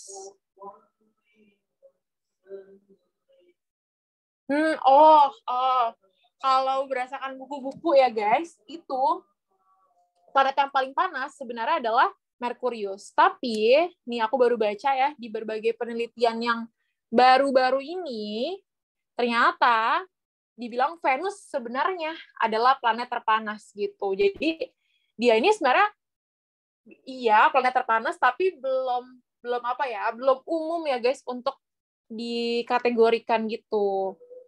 Jadi kayak belum apa ya, belum merata ya pembagiannya ya, informasinya. Gitu. Jadi benar banget sih ini Venus planet terpanas, tapi penemuannya itu baru-baru ini. Tuh, penemuannya baru-baru ini. Kayak masih tahun 2021, 2022. Gitu. Jadi ya bisa guys, planet terpanas di tata surya kita Venus itu benar kalau misalnya berdasarkan penelitian yang sekarang. Itu mah drakor ya. Apa nih? Kakak tapi apa nih? Betul. Jadi Uranus sama Neptunus bedanya cuma di jumlah satelit aja. Kak, kenapa katanya suhu semalam di Merkurius sangat dingin gitu. Nah, guys, biasanya kalau misalnya kita apa ya, ingetnya tuh kayak kalau misalnya kalian tahu ya ciri dari daratan sama laut, kalau daratan itu dia cepat panas, cepat dingin. Ya, inget aja nih, ini nanti akan kita bahas juga sebenarnya nanti ya di litosfer. Tapi ini intermezzo aja. Sama sebenarnya guys, karena si daratan ini cepat panas, cepat dingin, sama kayak Merkurius. Merkurius itu dia kan cepat ya guys kena panasnya ya. Nah, makanya dari itu dia cepat juga untuk dinginnya gitu. Kalau misalnya kita mau masukin ke kimia atau fisika, nih coba kalian ada ya kalau nggak salah ya penelitian kayak gini, cuman kalau misalnya aku salah kasih tahu ya. Air panas sama air biasa itu kira-kira mana sih yang lebih cepat untuk dingin? Yang lebih cepat untuk dingin adalah air panas, guys. Nah, itu sebenarnya sama konsepnya kayak Merkurius. Karena dia itu juga cepat panas, ya kan? Panas banget. Jadi kalau misalnya pas malam, dia juga cepat dingin. Dan dinginnya tuh dingin banget, gitu.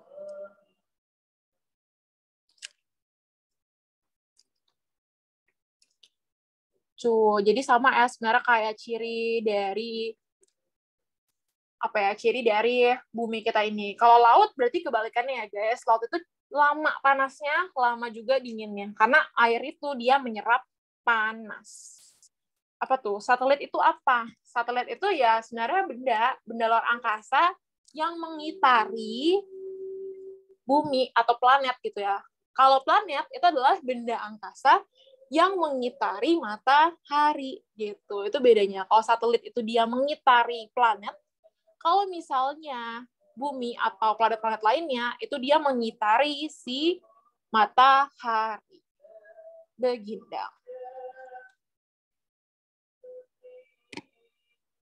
Nah, kenapa Venus bisa terpanas? Tadi tuh kata temennya, karena dia mengandung unsur-unsur apa tuh tadi tuh. Pokoknya dia mungkin kandungan-kandungan, kayak misal tadi kan di Mars itu kan ada metana, ada besi. Nah, kandungan-kandungan seperti itu yang ada di dalam Venus yang bikin dia itu panas ya guys ya.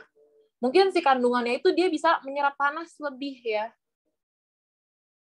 Kalau nyalahin api di Jupiter, planetnya bakal kebakar dong. Ya, nggak tahu ya guys ya. Nggak tahu ya. Siapa yang mau coba ya? Uranus itu 5 satelit. 5 satelit. 5. Nanti aku benerin ya guys ya. Di ini ya, 2 slide ini ya. Karena agak acak-acakan ya tulisannya ya. Nanti aku betulin. Sampai sini teman-teman ada yang mau tanya dulu?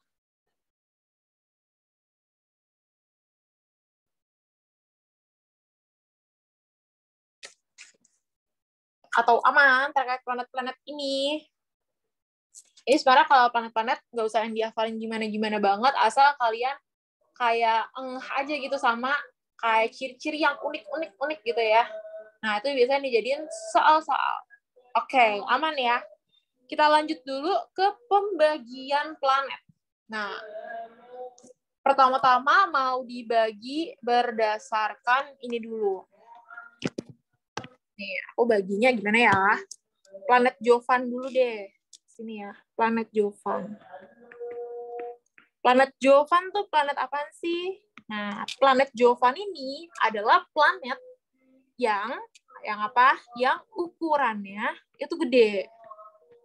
Itu besar. Ada apa aja tuh planet yang ukurannya besar? Semakin ke belakang semakin besar ya, guys. Dimulai dari Jupiter.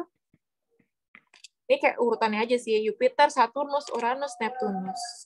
Saturnus, Uranus, dan Neptunus. Jadi ada 4. Satu lagi nih, planet Jovan lawannya planet apa sih? Planet terestial. Nah, kalau planet terestial, teman-teman, kebalikannya. Berarti dia ukurannya apa? Ukurannya kecil. Kecil. Itu dimulai dari Merkurius. Merkurius, Venus, Bumi, Mars ya. Jadi gini pembagiannya. Nah, ini dia yang pertama pembagiannya ya, Jovan sama terrestrial. Tapi ada lagi nih teman-teman, satu pembagian lagi. Nah, kita gambarnya mau pakai bulat-bulat aja aku. Bentar, kita gambar ada 8. Cukup ya. 1, 2, Udah ya guys, 2, 3, 4, 5, 6, 7, 8. Ini ada Merkurius, Venus, Bumi, Mars, Jupiter, Saturnus, Uranus, dan Neptunus. Nah, jadi pembagiannya kita patokin di bumi nih ya. Nih, si bumi ini. Jadi kalau misalnya dari bumi ke kanan, ya bumi ke kanan teman-teman, berarti ada Mars, Jupiter, Saturnus, Uranus, Neptunus, itu dia disebutnya adalah planet superior.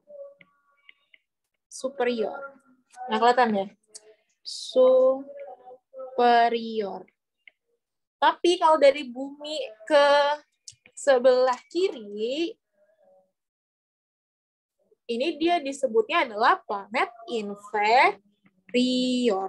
Nah, jadi kan sebenarnya kalau dilihat-lihat, ternyata pembagiannya mirip ya Kak, antara jovan dan terestrial, sama inferior sama superior. Bedanya ada di mana sih sebenarnya?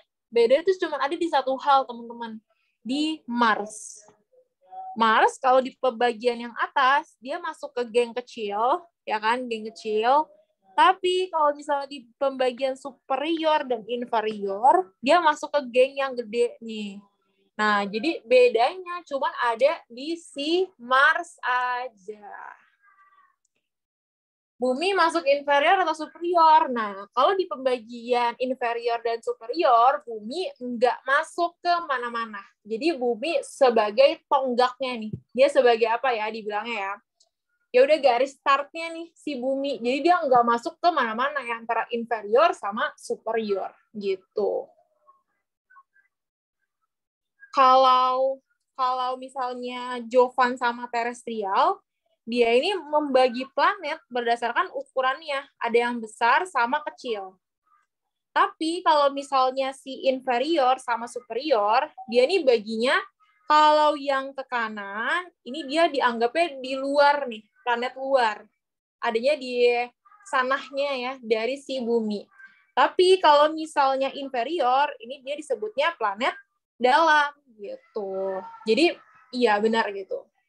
Patokannya bumi Kak, benar. Iya, jadi bumi hanya sebagai patokan aja ya di superior sama di inferior gitu. Ini berdasarkan letaknya aja sih. Kalau ini berdasarkan ukurannya gitu. Aman sampai sini? Atau ada yang masih bingung? Pokoknya inget aja, bedanya cuma di Mars ya, teman-teman ya. Di Mars aja. Sisanya sama dia. Oke, aman, gampang lah ya ini ya. Yang penting jangan sampai ketukar-tukar aja ya. Yang mana yang gede, yang mana yang kecil. Oke? Nah, satu lagi kita akan belajar. Apa tuh, Naura? Bingung di bagian mana?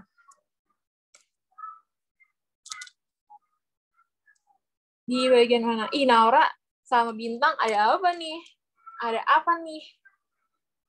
Ada apa nih? Chat-chatan nih ya, berdua nih ya. Apa tuh? Apa tuh? Ya, kita ciduk ya, guys ya.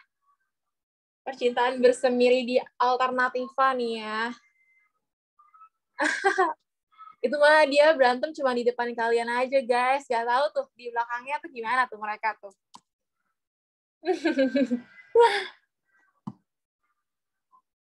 Gak ada yang tahu ya, guys. Kalau mereka berdua PC-PC-an tuh kayak gimana, kan kita nggak tahu ya, guys ya. Kita cuma tahu yang di grup aja tuh. No! Bintang. Kita lihat aja ya, guys, sampai nanti akhir ya. Kaget ya, guys. Ya, aku juga kaget. Apaan tuh? Apa nih? Oke, ada Okta nanya nih. Okta seriusan nanya nih.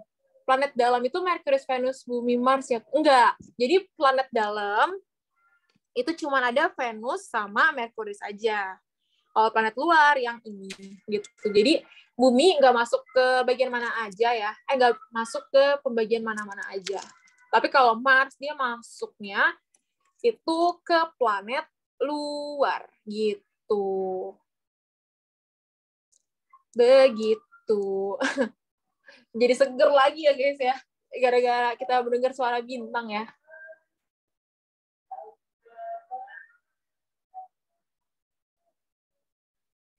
Gila, kita temen ya guys ya. Ini nggak boleh gitu Bintang. Nggak boleh gitu, kita dukung kok kalau emang kamu emang mau sama Naura. Nggak usah malu-malu. Iya, Tang. Kita tuh mendukung, Tang. Jangan malu-malu. Kamu nanya, aku sama Naura apa enggak? Nanya aku. Apaan tuh? Gimana tuh? Jujur aja, nggak apa-apa.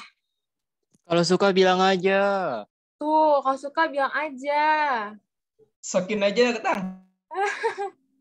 Kita tunggu ya Bintang ya klarifikasinya ya. Mungkin nanti dia go publiknya pas udah keterima nih guys PTN nih. Kita lihat aja ya sampai akhir ya.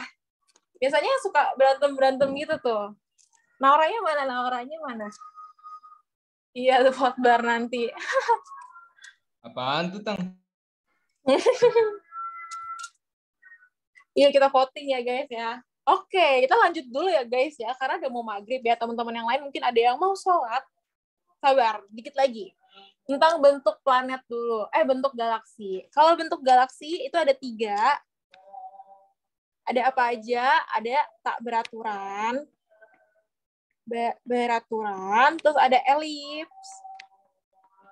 elips, sama ada spiral. Kalau tak beraturan itu ada yang namanya galaksi awan Magellan besar sama galaksi awan Magellan kecil. Nah, terus kalau di elips itu dia ada yang namanya galaksi M87. Sama spiral, satu lagi. Ini ada galaksi Andromeda. Dan galaksi kita ya, galaksi apa? Bima Sakti. Nah, mungkin ini yang perlu teman-teman ingat. Sakti. Di sini. Si galaksi awan Magellan besar ini, dia ini teman-teman, merupakan galaksi yang paling dekat. Paling dekat dengan siapa? Dengan Bima Sakti ya. Dengan Bima Sakti, galaksi kita. Sama ada satu lagi, si Andromeda. Nah, si Andromeda ini dia paling mirip bentuknya. Paling mirip dengan Bima Sakti. Bima Sakti, gitu ya. Jadi ada yang paling mirip sama ada yang paling dekat. Ya, ini fun fact kayak gini ya boleh lah ya, buat kalian ingat-ingat lah ya.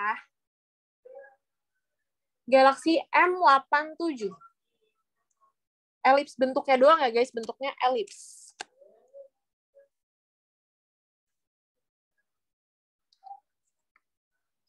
Betul. Oke, aman sampai sini, bentuk-bentuk aman lah ya. Nggak perlu yang kayak, wah pengertian yang gimana-gimana. Yang penting ini nih guys, terdekat sama termirip. Itu kan mesti ingat-ingat ya. Siapa tahu ya kan ya keluar tuh di soal-soal simak yang suka agak random ya soal-soalnya. Oke, kita lanjut sekarang ke rotasi dan revolusi bumi. Ini nggak susah ya sebenarnya ya. Apa nih? Itu Bima Sakti, nama aslinya beneran Bima Sakti. Atau biasa disebutnya Milky Way. Ya kan? Beneran. Bima Sakti, nama itu kita. Galaksi di bumi, di jagat raya ada banyak guys, cuman nggak semuanya kalian menghafalin, emang kalian menghafalin semuanya? Mati gak sih kita ngafalin semuanya? Jangan.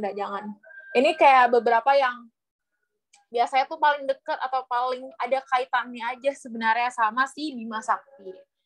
Nggak usah yang kayak dihafalin semuanya, karena galaksi tuh ada banyak ya guys. Karena kita lihat aja sih jagat raya tuh masih meledak terus ya. Jadi akan terbentuk galaksi-galaksi yang baru-baru terus gitu. Jadi perkembangannya akan terus-terusan ya. Tapi kita nggak perlu ingat semuanya gitu. Kita ingat hal-hal yang emang berkaitan aja sama galaksi kita ya. Galaksi Bima Sakti gitu. Kita lanjut ke rotasi. Kalau rotasi apa? Coba kasih tahu aku. Rotasi pengertiannya apa? Rotasi. Apa nih dia? Ada yang tahu tidak? Rotasi itu apa?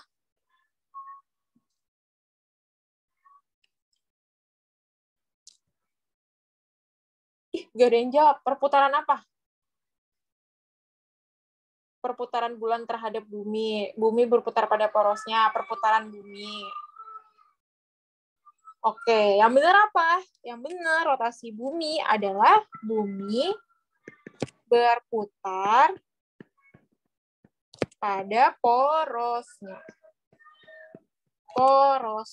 Betul ya. Jadi jangan cuma jawab berputar, karena kalau berputarnya gimana nih?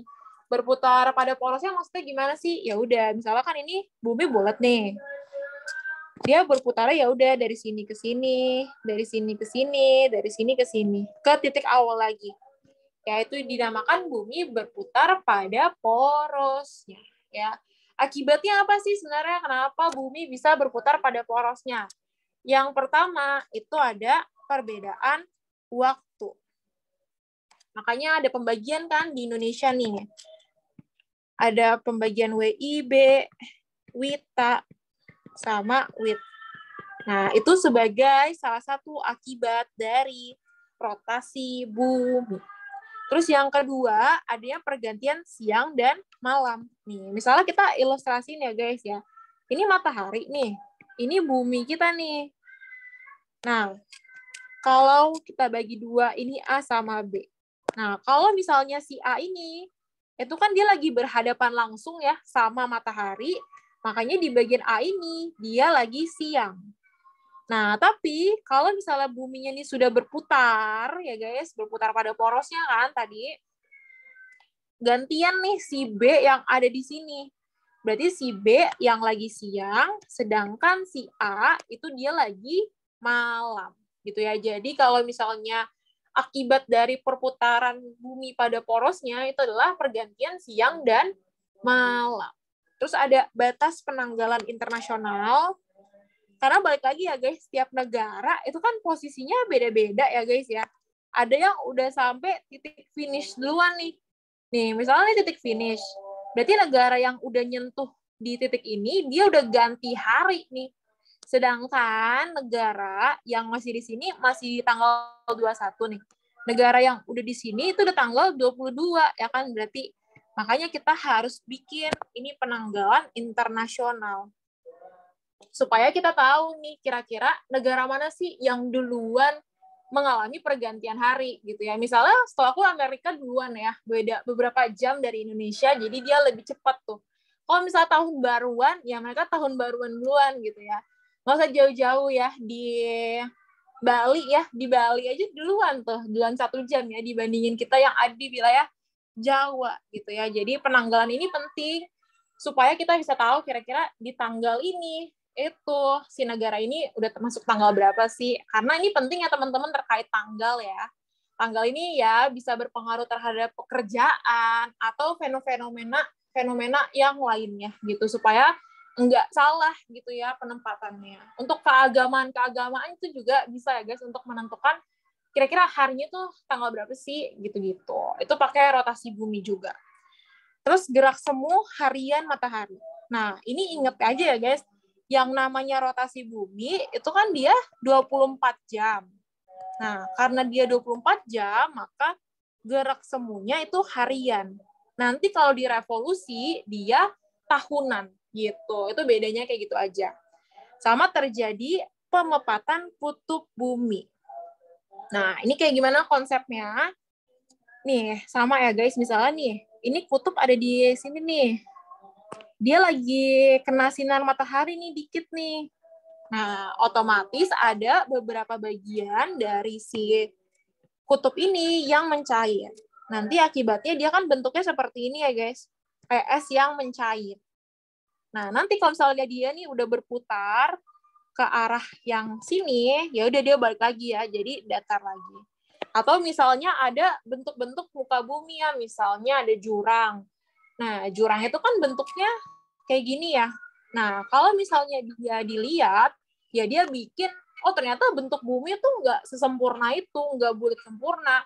Tapi karena ada fenomena geosfer, itu bikin ya bentuk bumi ada yang masuk ke dalam, ada yang keluar ya kan kayak gunung dan lain-lainnya gitu. Tapi ini kita fokusnya di kutub ya. Terus ada pembelokan arah mata angin ya sesuai dengan pergerakan dari si buminya ini, si arah mata anginnya, yaitu rotasi bumi. Kalau revolusi, berarti dia apa? Berarti dia bahas tentang bumi mengelilingi siapa? Mengelilingi matahari. Matahari. Nih, ini misalnya matahari, ini ada orbit kita ya kan? ya udah si buminya nih berjalan nih, dia dari titik sini ke sini ke sini ke sini ke sini ke sini ke sini ke sini gitu. Betul, perputaran mengelilingi matahari. Nah, akibatnya apa? Perbedaan lama waktu siang dan malam. Makanya jangan heran guys, misalnya di Indonesia nih, jam 6 malam itu udah gelap ya, udah agak gelap-gelap. Tapi coba misalnya kalian ke Paris. Nah, di Paris jam 7 malam, itu dia masih terang nih. Nah, itu akan beda ya teman-teman. Jadi, jumlah malam di negara A itu berapa jam. Jumlah malamnya di negara B itu bisa berbeda juga gitu. Makanya itu akibat dari revolusi bumi. Terus gerak semu tahunan, karena kan revolusi bumi itu selama 1 tahun ya, 365 hari. Makanya dia disebutnya gerak semu tahunan. Terus ada perubahan musim. Ini tergantung ya negaranya. Ada yang punya 4 musim. Berarti dia gantinya 3 bulan sekali musimnya. Sama ada negara yang cuma ada 2 musim. Berarti dia gantinya 6 bulan sekali. Nah, perubahan penampakan rasi bintang. Rasi bintang itu apa sih, yang tahu nggak? Nah, rasi bintang itu, kalau misalkan tahu, lambang-lambang zodiak ya, yang kayak ada titik-titiknya itu nanti disambungin pakai garis-garis. Nah, itu adalah rasi bintang. Jadi si zodiak ini sebenarnya ngambil dari fenomena aslinya nih. Oh, pas bulan Januari, bentuk rasi bintangnya tuh kayak gitu. Nah, itu dijadiin lah zodiak apa. Makanya rasi bintang tuh ada berapa sih? Ada 12 ya. Setiap bulannya itu ngaruh atau berganti ya dia. Sama adanya tahun kabisat. Tahun kabisat berapa tahun sekali, guys? Berapa tahun sekali nih tahun kabisat? Betul, 4 tahun sekali ya. 4 tahun sekali. Pokoknya yang bisa dibagi 4 ya guys tahunnya. Itu dia jadi tahun kabisat gitu. Oke, ada yang tanya nih. Berarti bumi muter-muternya kayak 2 kali ya, Kak? Di porosnya sambil, benar, iya. Jadi bumi sambil muter pada porosnya, dia juga bergerak mengelilingi si matahari gitu. Kak, berarti arah mata angin seluruh negara tuh sama apa gimana ya? Arah mata angin sama, guys. Makanya kalau misalnya kalian lihat di atlas ya, itu kan ada arah mata anginnya ya. Itu sama di semua negara gitu. Zodiak ya, cocok logi gak sih, guys?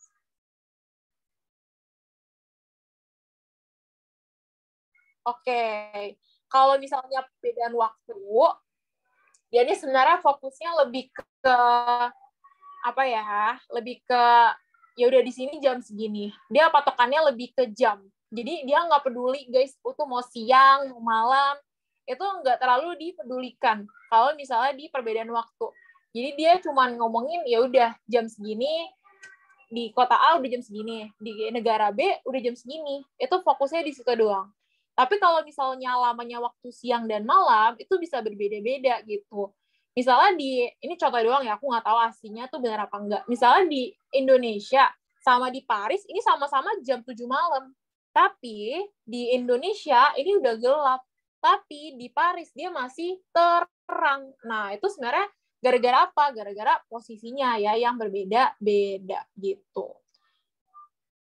Nah, bisa berubah gak sih? Ya sebenarnya nggak terlalu berubah-berubah. Wah, misalnya hari ini jam 7 malam udah gelap, besok terang. Nggak kayak gitu sih, guys. Karena kan ya sebenarnya dia putarnya di situ-situ lagi, di situ-situ lagi, di situ-situ lagi kan. Jadi ya kurang lebih sebenarnya ya hampir sama terus gitu.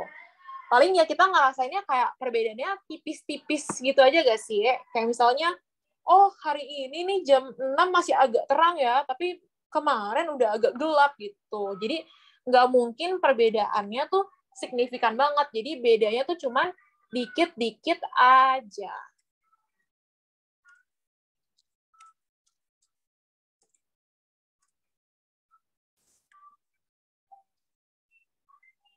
Oke, arah mata angin bisa tetap sama ya Kak, nggak berubah-berubah. Iya, tetap sama dia sebenarnya.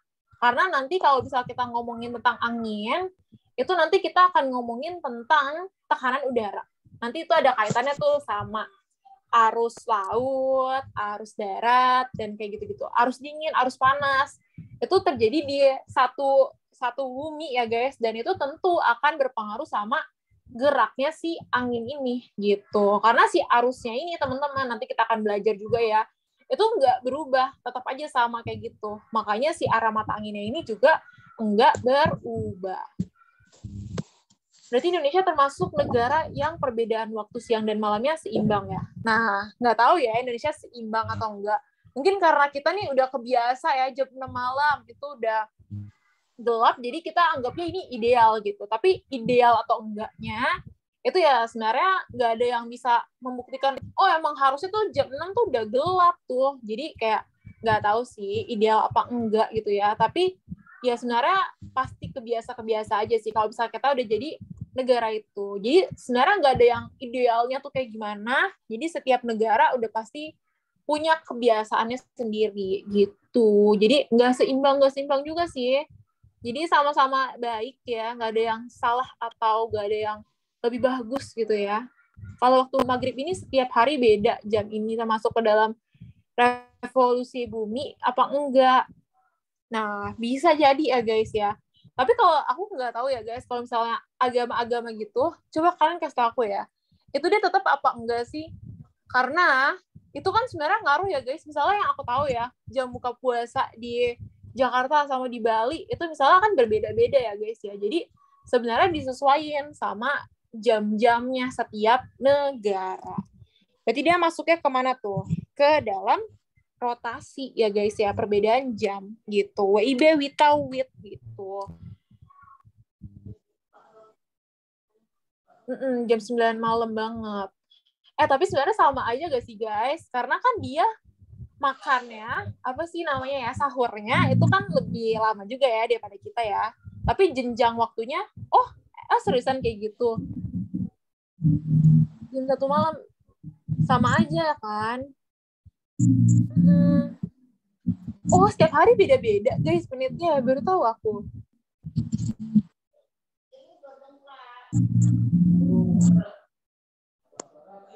Wow, mantap ya.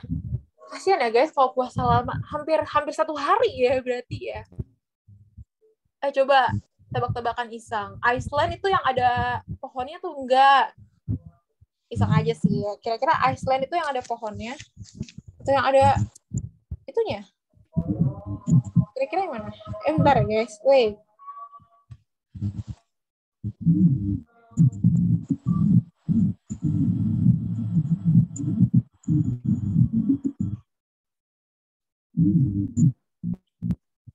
Betul. Jadi kalau ini emang agak aneh ya. Jadi si Iceland itu justru yang ada rumputnya, tapi Greenland itu yang ada apanya? Greenland yang ada esnya.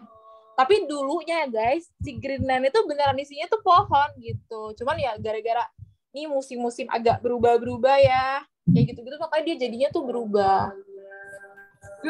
Benar. Jadi emang dulunya tuh sebenarnya kayak gitu ya, Greenland isinya rumput, pohon-pohon gitu ya kan, hutan-hujan. Tapi kalau misalnya Iceland nggak dulunya tuh emang isinya adalah si es gitu. Cuman jadi kebalik aja sekarang. Benar, serem ya tapi ya agak drastis banget gitu gak sih perbedaannya? Mengerikan, cuman ya udahlah, udah terjadi juga ya. Gitu. Sampai sini teman-teman ada yang mau ditanyain dulu? Ini materinya hilang. Nanti dia aku tambahin lagi. Kehapus. Oke, itu Iceland ada penghuninya apa enggak? Coba kita Google ya. Ada penghuni. Jadi, sholat bareng tuh guys. Tuh, ngajakin sholat bareng tuh guys. Iceland. Nggak tahu guys, Iceland ada penghuninya apa enggak? Kayaknya ada deh, tapi nggak banyak ya.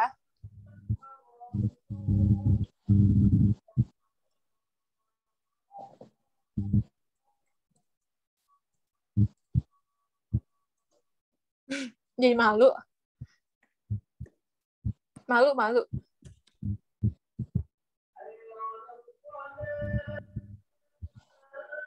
Oke.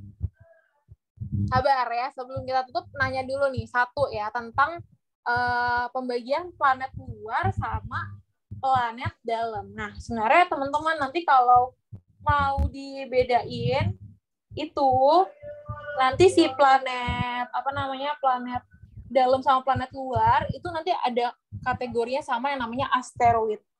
Nah, ini kayak fun fact aja ya teman-teman ya. Asteroid itu cuma ada di 2 planet. Planet apa aja? Planet Mars sama Jupiter doang. Gitu. Itu ya planet ini. Nah, pembagian planet luar sama planet dalam ini aku klarifikasi ya guys ya. Bentar ya. Kita tambahin di mana ya? Tambahin di sini kali ya. Tambah 1 gini ya. Gini ya. Nah, jadi ada yang namanya asteroid. Ini last kok. Habis ini kan sholat ya guys ya. Asteroid. Nah, asteroid ini apa sih sebenarnya? Asteroid ini merupakan, bilangnya apa ya? Planet batu kali ya. Planet yang berbatu. Jadi dia punya batu, tapi batunya ini dalam jumlahnya banyak, tapi ukurannya itu kecil-kecil. Ukurannya kecil-kecil. Nah, dia ini teman-teman cuman ada di 2 planet aja. 2 planet. Yaitu planet apa aja? Planet Mars sama Jupiter aja nih yang punya asteroid gitu. Nah, tadi pembagian planet dalam sama gimana ya bedainnya sini. Planet luar itu ada di asteroidnya ini, teman-teman. Jadi antara Mars sama Jupiter itu dia dijadikan sebagai pembatasnya. Sabar. Asteroid dijadikan sebagai pembatasnya.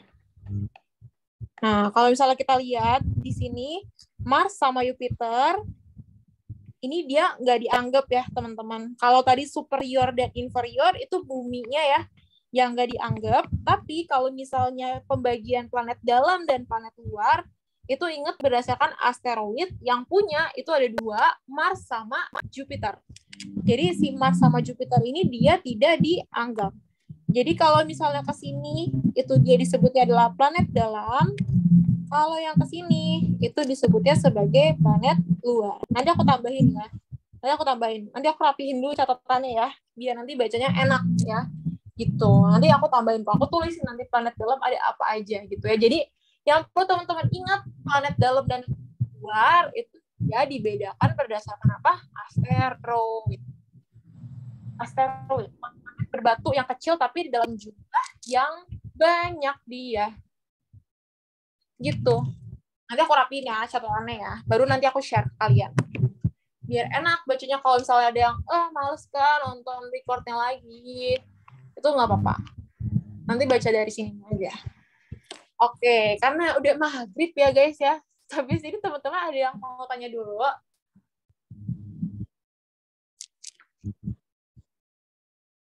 Oke, aman ya?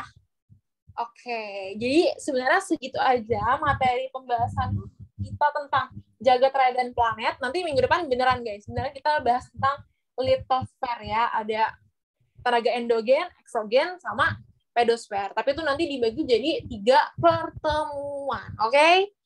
Nanti kalau misal teman-teman kerjain airdrop, ada yang bingung, itu boleh ditanyain ke aku. Kalau enggak, tanya ke Kak Iben juga boleh. Oke guys, thank you banget yang udah join kelas hari ini. Pokoknya semangat ya. Pokoknya jangan capek-capek ya belajar geo ya, karena geo tuh seru banget gitu. Nanti kalau misalnya ada yang tanya atau mau cerita tentang apapun yang nggak tentang pelajaran juga boleh ya guys ya. Kayak kalian gabut, kalian chat aja gitu tutor-tutor atau mentor-mentornya, oke? Pokoknya jangan ngerasa sendiri ya guys belajar UTBK, karena capek banget kalau belajar UTBK tuh sendirian gitu. Iya, nanti ya PDF-nya ya, tunggu aku benerin dulu biar enak kalian bacanya. Kan tulisan aku jelek di sini. Nanti aku benerin dulu. Iya, sama-sama. Makasih banyak teman-teman semua. Semangat ya guys, istirahat, jangan over ya belajarnya ya. Cukup aja, jangan berlebihan. Semangat guys. Sama-sama.